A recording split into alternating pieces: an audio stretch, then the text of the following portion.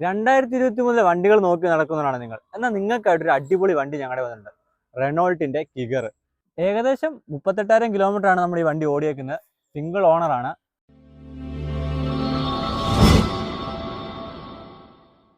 ആദ്യമായിട്ട് എനിക്ക് പറയാനുള്ള ഈ വണ്ടിയുടെ കളർ ഒരു ബ്ലൂ ആൻഡ് ബ്ലാക്ക് കളർ കോമ്പിനേഷനാണ് ഈ വണ്ടി വന്നേക്കുന്നത്. അതുപോലെ ഈ വണ്ടിയുടെ ഫ്രണ്ടിലോട്ട് വന്നു കഴിഞ്ഞാൽ സ്ക്രാച്ചസോ കാര്യങ്ങളോ ഒന്നും തന്നെ നമുക്കിതിൽ കാണാൻ പറ്റൂല. നിങ്ങൾക്ക് ശ്രദ്ധിച്ച് നോക്കാം.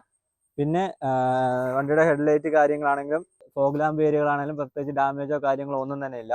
അതുപോലെ തന്നെ വണ്ടിയുടെ സൈഡ് ഏരിയയിലോട്ട് വന്നു കഴിഞ്ഞാലും റൈറ്റ് സൈഡിലായിട്ട് ചെറിയൊരു സ്ക്രാച്ച് കാര്യമുണ്ട്. വേറെ മറ്റ് സ്ക്രാച്ചസ് ഒന്നും തന്നെ മറ്റ് ഏരിയകളിൽ വണ്ടിയുടെ ഫ്രണ്ടിൽ നിന്ന് കഴിഞ്ഞാൽ കാണാൻ പറ്റത്തില്ല. അതുപോലെ തന്നെ വണ്ടിയുടെ ബാക്ക് ഏരിയയിലോട്ട് വന്നു കഴിഞ്ഞാലും മറ്റ് സ്ക്രാച്ചസോ കാര്യങ്ങളോ ഒന്നും തന്നെ ഇല്ല. ഇനി നമുക്ക് ഇതിന്റെ ലെഫ്റ്റ് സൈഡും കൂടെ ഒന്ന് നോക്കി നോക്കാം. ഇതിന്റെ ഇടത്തെ സൈഡിലോട്ട് വന്നു കഴിഞ്ഞാലും വണ്ടി മറ്റ് ഒരു പ്രശ്നങ്ങളോ ഉള്ളതായിട്ട് കാണാൻ പറ്റുന്നില്ല. നിങ്ങൾക്ക് ഇവിടെ ഒന്ന് നോക്കുമ്പോൾ വണ്ടി ചെക്ക് ചെയ്തെടുക്കാവുന്നതാണ്. ഞാൻ ഈ വീഡിയോയിൽ ഓൾമോസ്റ്റ് കാര്യങ്ങളെല്ലാം ഞാൻ പറയുന്നുണ്ട്. അതുപോലെ തന്നെ നമുക്ക് ഈ വണ്ടിയുടെ ടയർ ഏരിയയിലോട്ട് വന്നു കഴിഞ്ഞാൽ ഏകദേശം 80% ഇനിയും ഈ വണ്ടി ടയർ ഓടാനുണ്ട്. 4 ടയറും അതുപോലെ തന്നെ. ഈ വണ്ടി ഒരു പക്ക ക്വാളിറ്റി സ്റ്റോക്ക് കണ്ടീഷനാണ് കേട്ടോ. വേറെ അഡീഷണൽ കാര്യങ്ങളൊന്നും ചെയ്തില്ല. എല്ലാം കമ്പനി ചെയ്തിട്ടുള്ള കാര്യങ്ങൾ മാത്രമേ ഈ വണ്ടിയിലുള്ളൂ കേട്ടോ. ഫസ്റ്റ് നമുക്ക് വണ്ടിയുടെ അകത്തെ ഇന്റീരിയൽ കാഴ്ചകൾ, സ്റ്റിയറിംഗ് ഏരിയയിലെ കാഴ്ചകൾ, അതൊക്കെയാണ് ആദ്യം ഞാൻ നിങ്ങൾക്ക് കാണിച്ചു തരാൻ പോകുന്നത്. അപ്പോൾ നമുക്ക് നേരെ അകത്തോട്ട് പോവാം. അകത്തോട്ട് വരുമ്പോൾ തന്നെ വണ്ടി അത്യാവശ്യം നീറ്റ് ആൻഡ് ക്ലീൻ കണ്ടീഷനിലാണ് കിടക്കുന്നത്. പിന്നെ പറയേണ്ട സീറ്റിലോട്ട് വന്നു കഴിഞ്ഞാൽ അത്യാവശ്യം ബക്കറ്റ് സീറ്റാണ്. ഫ്രണ്ട് 2 ബക്കറ്റ് സീറ്റാണ് വരുന്നത്. ഇനി ഇതിന്റെ സ്റ്റിയറിംഗിലോട്ട് വന്നു കഴിഞ്ഞാൽ തന്നെ സ്റ്റിയറിംഗിൽ അത്യാവശ്യം കൺട്രോൾ കാര്യങ്ങളൊക്കെ ഉണ്ട്. ഇവിടെ നമുക്ക് കസ്റ്റം ചെയ്യാൻ ഓപ്ഷൻ ഉണ്ടെന്ന് തോന്നുന്നു. ഹോണ്, പിന്നെ നമുക്ക് വോളിയം ബട്ടന്റെ കൺട്രോൾ ഉണ്ട്, കോളിന്റെ കൺട്രോൾ ഉണ്ട്.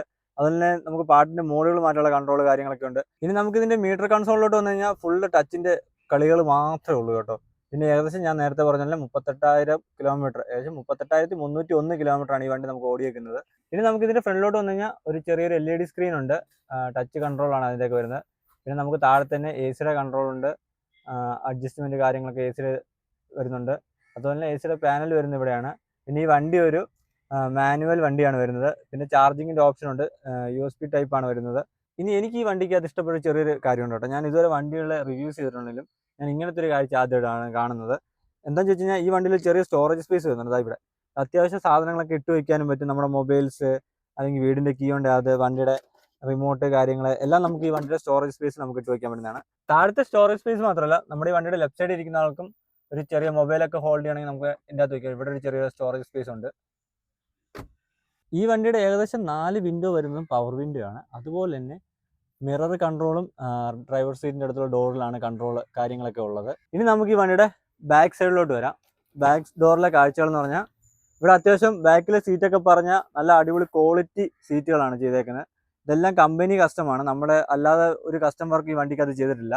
അതുപോലെ തന്നെ ബാക്കിൽ ഇരിക്കുന്നവർക്കും AC കിട്ടാൻ വേണ്ടി ഇവിടെ ഒരു AC പാനലിൻ്റെ വിൻഡോ ഉണ്ട്. പിന്നെ ചാർജിങ് ഓപ്ഷൻ ഉണ്ട്. ഇവിടെ കണക്ഷൻ ഓപ്ഷൻ ഈ വണ്ടിയിൽ അവൈലബിൾ ആണ്. അതുപോലെ തന്നെ ഈ സീറ്റിലോട്ട്, ബാക്കിലെ സീറ്റിലോട്ട് ഒരു ഹാൻഡ് റെസ്റ്റും ഉണ്ട്. ഇതുണ്ട്. ഇതിൽ നമുക്ക് ബോട്ടിൽ ഹോൾഡ് ചെയ്യാൻ പറ്റും, മൊബൈൽ വെക്കാനുള്ള ഓപ്ഷൻ ഉണ്ട്. ഇത് 2 ഇതിലുണ്ട്. ഇനി നമുക്ക് ഈ വണ്ടിയുടെ ഡിക്കി സ്പേസിലോട്ട് വരാം. ഡിക്കി സ്പേസിലോട്ട് വരുമ്പോൾ അത്യാവശ്യം നല്ലൊരു ഡിക്കി സ്പേസ് ഈ വണ്ടിയിലുണ്ട്. എനിക്ക് തോന്നുന്നൊരു 400-500 ലിറ്റർ കപ്പാസിറ്റിയുള്ള ഡിക്കി സ്പേസ് ഉണ്ട്. അതിൻ്റെ തൊട്ട് താഴെ തന്നെ സ്റ്റെപ്പിനി ഉണ്ട്. സ്റ്റെപ്പിനിയും കമ്പനിയുടെ തന്നെയാണ്. എനിക്ക് തോന്നുന്നൊരു 90% ഇനിയും ഓടാറുണ്ട്. വലുതായിട്ട് യൂസ് ആയിട്ടുള്ളൊരു സ്റ്റെപ്പിനി അല്ല ഇതിൻ്റെ ബാക്കിലുള്ളത്. പിന്നെ അതിൻ്റെ ബാക്കിലെ ഡിക്കി സ്പേസിൽ വൃത്തിയെ കാണാൻ പറയാം. അത്യാവശ്യം ഒരുപാട് ഉപയോഗിച്ചിട്ടുള്ളൊരു ഡിക്കി സ്പേസ് അല്ല ഇത്. ഇനി നമ്മുടെ എല്ലാ വീഡിയോയിലും പോലെ തന്നെ ഈ വണ്ടിയിലെയും എൻജിൻ റൂം അത് ഞാൻ നിങ്ങളെ കാണിക്കാതിരിക്കില്ല. അപ്പം നമുക്ക് ഈ വണ്ടിയുടെ എൻജിൻ റൂമും ഒന്ന് കണ്ടു നോക്കാം.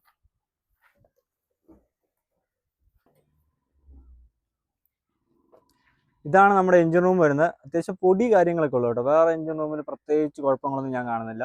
നിങ്ങൾക്ക് ഇവിടെ ഈ വീഡിയോയിലൂടെ നോക്കാൻ മനസ്സിലാവും. വേറെ പൊടിയല്ല, വേറെ ഒരു കാര്യവും ഈ വണ്ടിയുടെ എൻജിൻ റൂമിലില്ല കേട്ടോ. അപ്പം നമ്മുടെ ഈ റെനോൾട്ടിൻ്റെ കിഗർ എടുക്കാൻ താല്പര്യമുള്ളവർക്ക് നമ്മുടെ കാട്ടാക്കട കുച്ചപ്പുറത്തുള്ള ബെസ്റ്റ് ചോയ്സിൽ വന്നു കഴിഞ്ഞാൽ ഈ വണ്ടി ഇപ്പോൾ ഇവിടെ അവൈലബിൾ ആണ്. അപ്പോൾ ഈ വണ്ടിക്ക് ഇപ്പോൾ അവർ ചോദിക്കുന്ന പ്രൈസ് വരുന്നത് 6,10,000 രൂപ. സിംഗിൾ ഓണറാണ്. ഏകദേശം 38,000 കിലോമീറ്റർ ഈ വണ്ടി ഓടിയിട്ടുള്ളൂ. ഫുള്ള് കമ്പനി സർവീസ് മാത്രമേ വണ്ടിയിലുള്ളൂ കേട്ടോ.